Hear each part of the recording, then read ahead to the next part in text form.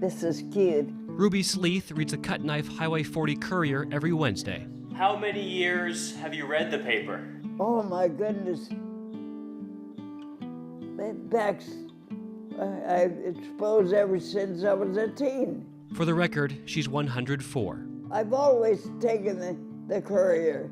Sleeth's family moved to Cut Knife when she was 2. She married at 24 and moved away, though she returned in the 1980s, once again able to read about her home. That's the one thing that I pick up first thing to see, because I feel very community-minded. It's made possible by Andrea and Ray Stewart. I brought you a couple extra papers just 'cause. For the past 3 years, the husband and wife have written, published, and owned the paper that serves the town about 200 kilometers northwest of Saskatoon. Fewer than 600 people live here, and the Courier is their go-to source for local stories. The Stewarts' living room doubles as their newsroom. I think everyone has a story, so it doesn't matter who we interview, but it's a matter of when someone's doing something that's particularly interesting or have done it for a long time. Here they write and organize the paper. This issue has articles about the Terry Fox run and a profile of a local senior.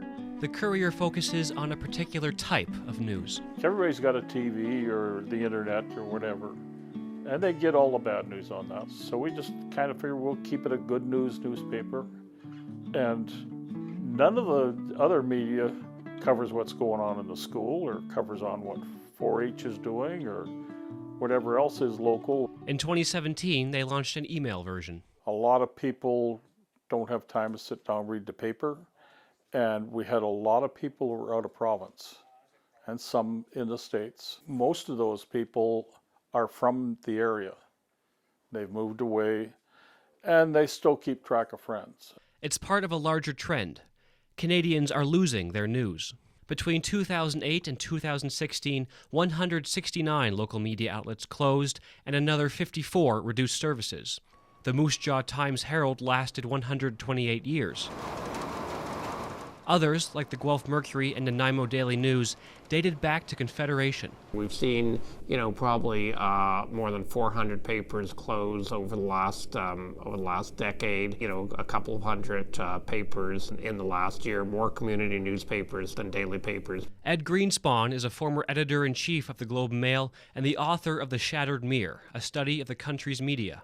The name borrows from a 1970s report which said the news wasn't accurately reflecting Canada to Canadians. The mirror is no longer uncertain. The mirror is no longer distorting. The mirror is just shattered. Most of these newspapers have been supported by advertising.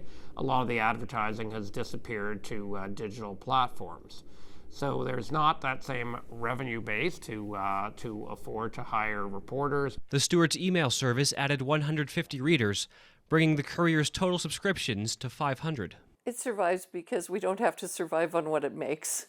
That's about it. As long as it's not costing us money, we can continue with it. While they are newspaper people, they're also semi-retired people. It's also not something that we could do as a full-time job. If we weren't in the position in the time of our lives, we couldn't be doing this. But as long as it continues to pay for itself and a little better, it's something that we enjoy doing. The Stewarts bought the paper as a retirement project. If they hadn't, it would have ended.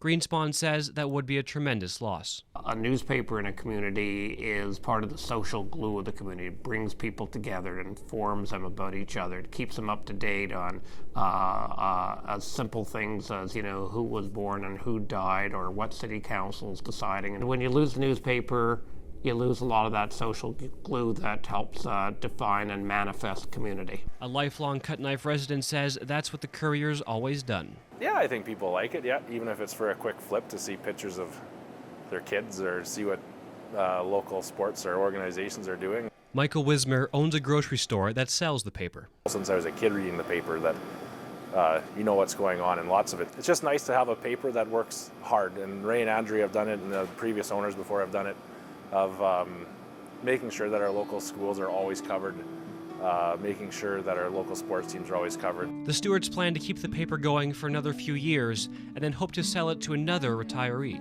If they can't, it will shut down, and Cut Knife, like so many other towns across the country, will lose a reflection of itself.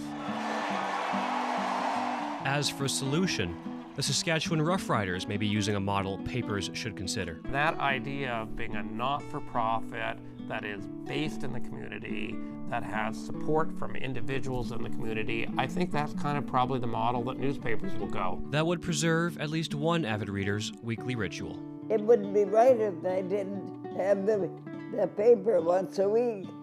Would miss it very much.